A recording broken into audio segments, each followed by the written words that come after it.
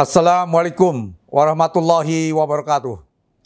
The Honorable President of Narotama University, the Honorable Rector of Universitas Narotama, the Honorable Dr. M. Ihsan Setiawan STMT, Vice Rector Narotama University, the Honorable Dr. Insinyur R.R. Hermin Tridayanti MM, Dean Faculty of Economic and Business, the Honorable yang berbahagia Datuk Sri Haja Rozali binti Mohamud, Datu Bandar Majelis Bandar Raya Seberang Prei, Malaysia, the Honorable Associate Prof. Bambang Trigunarsa, RMIT, University Australia, the Honorable Professor Dr. Insinyur Sri Haja Suhaimi Abdul Thalib, Rector College of Engineering UITM, Malaysia, the Honorable Professor Dr. Nuarwal Hilal bin MD Dahlan, University Utara Malaysia, the Honorable Associate Professor Dr. Muhammad Fazil Arshad, Deputy Dean Faculty of Civil Engineering, UITM Malaysia, the Honorable Associate Professor Dr. C. Jalina binti Zulhifi UPSI Malaysia, the Honorable Associate Professor Fauzila Saleh, Faculty of Business Management and Accounting, UNIS ZA Malaysia, the Honorable All Speaker in the second day. I'm sorry, I can't mention one by one. Human capital knowledge, skill, and heart that a person possesses is a key motivator for sustainable growth and poverty alleviation. Human capital is often associated with a person's ability to earn a higher income, the ability of the state to improve welfare, and the achievement of strong social cohesion in society. The country will not be able to achieve sustainable economic growth unless the country strengthens its human capital. On the other hand, a country will also not have a more skilled workforce in the future and will not be able to compete effectively in the global economy. These are all risks that must be handled with the state neglect to develop its human capital. Human capital is the key to the realization of productive society with the knowledge, skills, and heart possesses. A person can contribute optimally to create a productivity society. In this context, it becomes important to invest in the people through health, quality education, and skills development to develop human resources in a country. In terms of human development, developing countries still face various challenges. For example, in 2019, one or even more in the 5 children were stunted and malnourished, characterized by age that was far below the average for their age.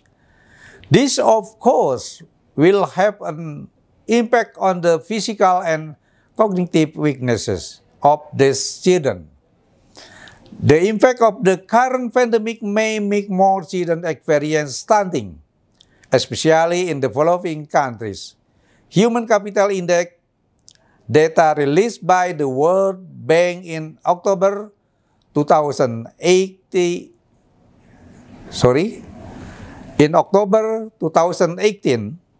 shows that almost 60% of children born today only able to achieve half as productive as it should be.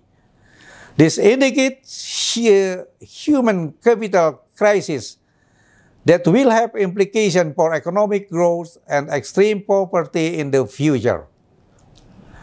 Inequality of human capital is getting sharper in the midst of rapid global change in terms of technology, demographic, and climate. Conflict and pandemics can have significant effects on human capital as a result of loss of housing and scarce access to health and education services. This impact will affect life so that it can reduce productivity in the future. However, investment in human capital is often not considered important. We can see countries that are willing to focus on human capital undergoing rapid transformation, such as Singapore and South Korea, if we take Asia as an example. The link between the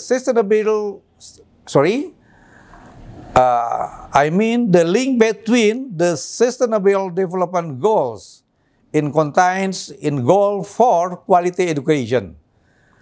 This goal departs from the assumption that education and training are key aspects of human development at all levels. Some of the targets to be targeted include realizing quality education at all levels, as basic, secondary, higher, and vocational.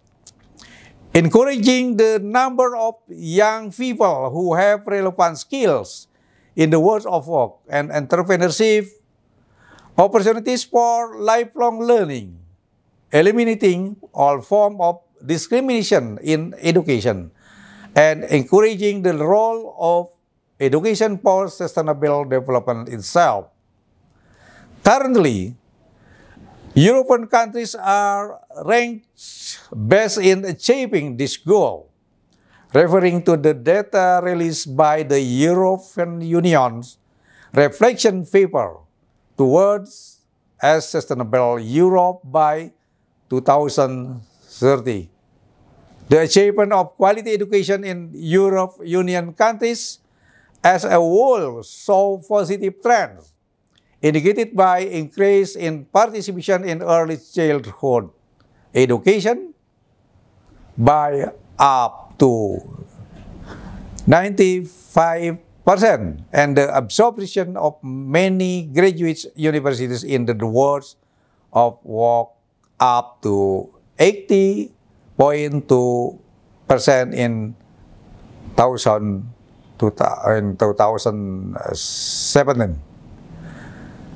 The success of the European Union in terms of education and human development is certainly a success story for the development of education in Indonesia. The Ministry of Education, Culture, Research, and Technology is consistently focusing on how to create superior human resources in the next 5 years so that it becomes a top priority for universities today. The era of Industrial Revolution 4.0 has drastically changed many things in social, economic, and political life, including education. The disruption that occur creates challenges for universities to be able to prepare graduates who are strong and competent in facing each of these changes. Transformation is the world of business and industry requires higher education to continue to be able to adapt in order to produce human resources in accordance with the needs of the times. Universities must be able to prepare their students to become lifelong learners, skilled, flexible, and resilient, or agile learners. In response to this condition, the Ministry of Education and Culture, Indonesia is Kemendikbud, has issued and implemented the Merdeka Learning Independent Campus or Merdeka Belajar Kampus Merdeka program as a new policy at the higher education level. Thank you for your attention. Wassalamualaikum warahmatullahi wabarakatuh.